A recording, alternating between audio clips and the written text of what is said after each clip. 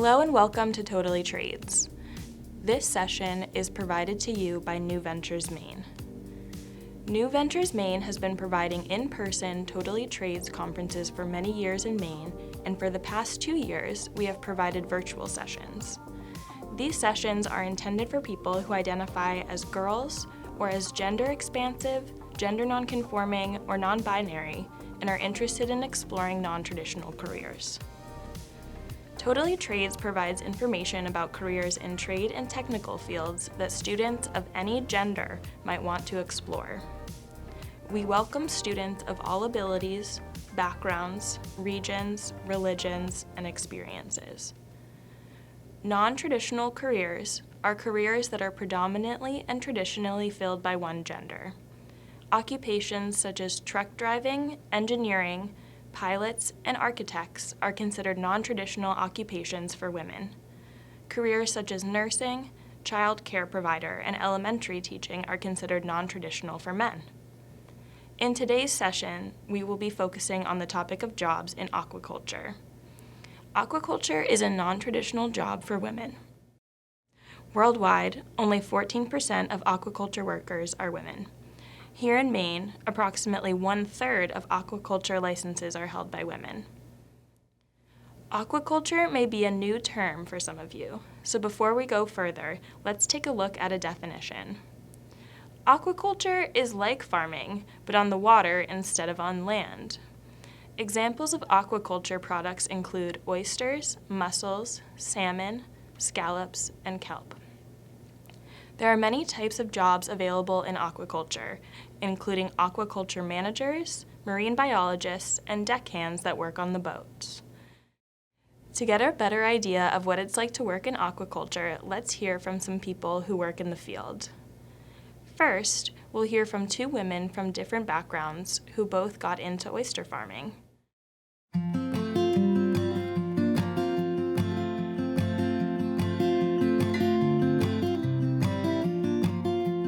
During my childhood, it really felt productive. I really felt productive working and catching lobsters and kind of chasing them. It was really fun and exciting for me. I just love how peaceful and serene the water is. So growing up here was awesome. I loved going boating and going out to haul with my dad. And so when I was 15, I started running my own boat.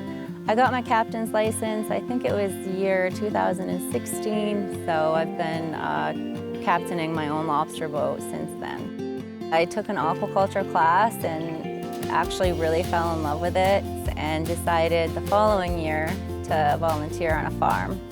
And the guy who was running the farm, he offered the farm to me and I decided to buy it.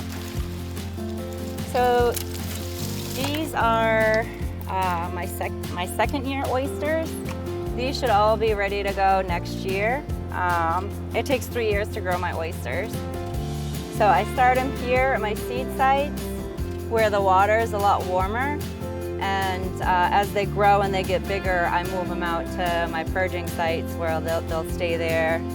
The colder waters where we have our oysters. All of the energy of the oyster, instead of going into growing, is going into building up a really thick, hardy shell.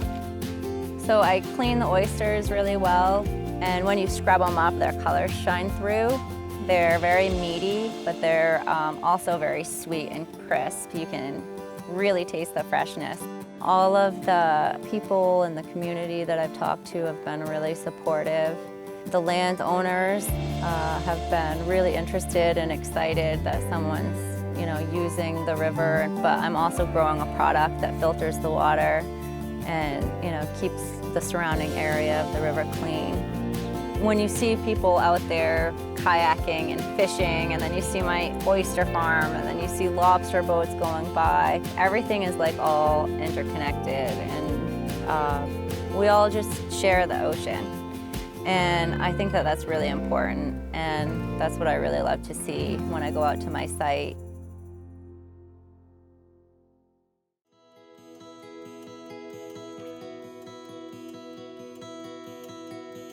Being a sea farmer means that I can work for myself. I can work out on the water. I can create food and be a part of a food system that supports people and sustainability in our area. I started growing oysters in 2014 as a way to continue my passion for working on the water. At the time, my husband was working on a commercial fishing vessel shipped out, and I was working on private yachts in the Caribbean, and we both wanted to be able to continue to work on the water and do something that we could really get behind and believe in and work for ourselves, and there weren't a lot of opportunities. So we thought of aquaculture and just started trying to figure it out. We farm American oysters or Eastern oysters. So we buy small seed, 2 to 4 millimeter seed, which is a little bit more cost effective.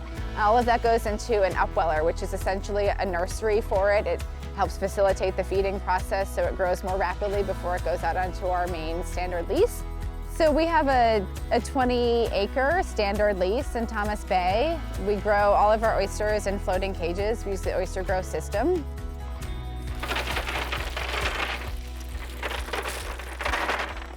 So these are all 3-year oysters, or on their 3rd year. So ideally, we try not to handle the ones that are nearest to market that have this new growth until the meat fills out. So the oyster grows out like this, and then down, and then the meat comes in to fill it up. It's nice. This one's got a nice kind of profile, though. You can see the meat kind of comes up in here.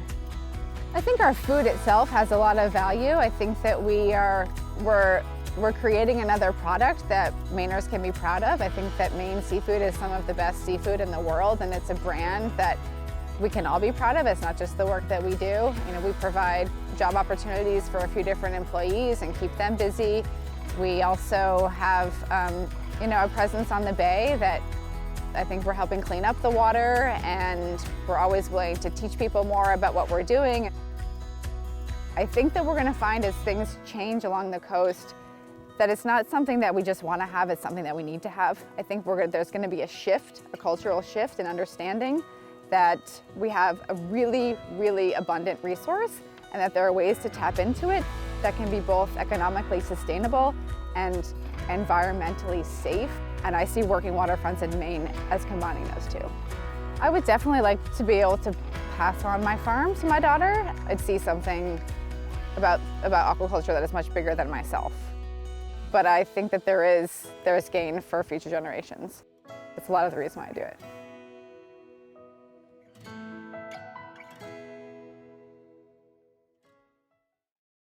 Oysters are only one of the products that are grown here in Maine.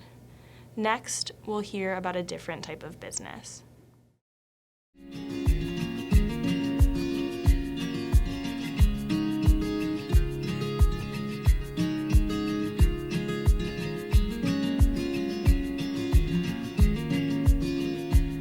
The water is changing, the world is changing, and in order to continue to be who we are, we have to find new ways of staying on the water. Ocean Approved was started as the first commercial kelp farm. We renamed it Atlantic Sea Farms, and basically the model is we work with these 24 fishermen along the coast, or aquaculturists, and these folks are getting their own leases, and we're training them on how to harvest, how to farm. Keith is this person, he's been kelp farming now for 3 years, which makes him one of the few fishermen out there that have been farming for that long in Maine, so he's a real pioneer. I've always diversified as long as I've been fishing, and lobstering isn't the only thing because it has a tendency to go up and down in waves. And so we try to get into another project, not just solely have one project going. It fits into my lobstering season better than anything else. You don't have to work at the kelp season during the summertime and early fall, and that's when lobstering is prime. So kelp is really amazing because it grows very quickly, but it's also a winter crop, so it's counter-cyclical of the lobster season. But the fall is a super exciting time for us because it's when our nursery starts up. So James Crimp, our supply manager, goes out and gets just a few wild kelp leaves. So this is a wild piece right here. See, right in the middle here is source tissue. This is their reproductive tissue. It's what we use to spore out and make all of our kelp seeds.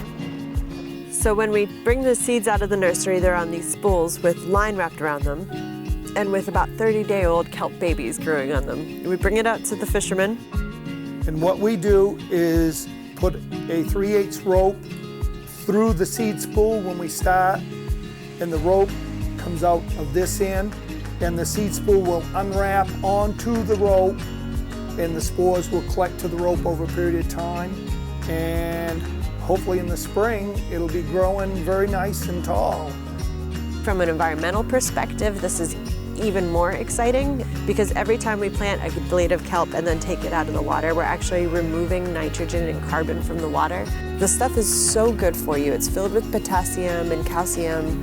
It's one of the most nutrient-dense foods on the planet. One thing that people can be a little bit resistant to is the idea that we're fishing the sea, now we're farming the sea. But the reality is we used to fish here in Maine for several different species. And we have an economy that is almost completely dependent on lobster that is increasingly vulnerable to climate change. In order to be who we are and stay on the water and make money on the water and be the mariners that we've always been, we need to continue to look to diversify. And that's what aquaculture is going to give us the option to do.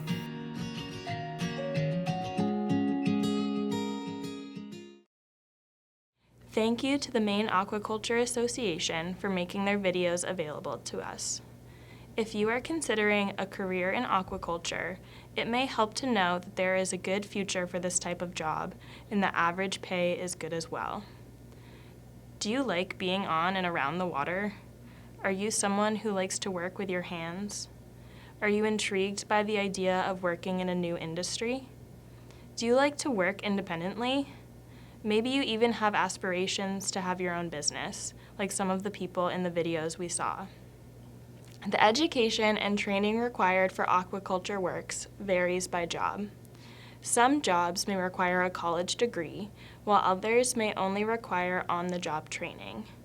You may wish to see if a CTE near you offers an aquaculture program, or you may wish to explore classes offered at your local community college or through the University of Maine system, which offers a micro-credential in aquaculture. You might look into classes in environmental science, marine biology, or chemistry. The Maine Aquaculture Innovation Center has a list of aquaculture-related educational opportunities in Maine on their website listed here. Your feedback is important to us. Please complete the form that was sent or provided to you by the school staff person who gave you the link for this session. Totally Trades is sponsored by the Maine Department of Transportation and the Maine Department of Education, Career and Technical Education. We thank them for their support. On our website, you can find other partners, organizations, and employers who also support Totally Trades. Thank you for attending today. We hope that this session provided you with useful information and encourages you to continue your career exploration.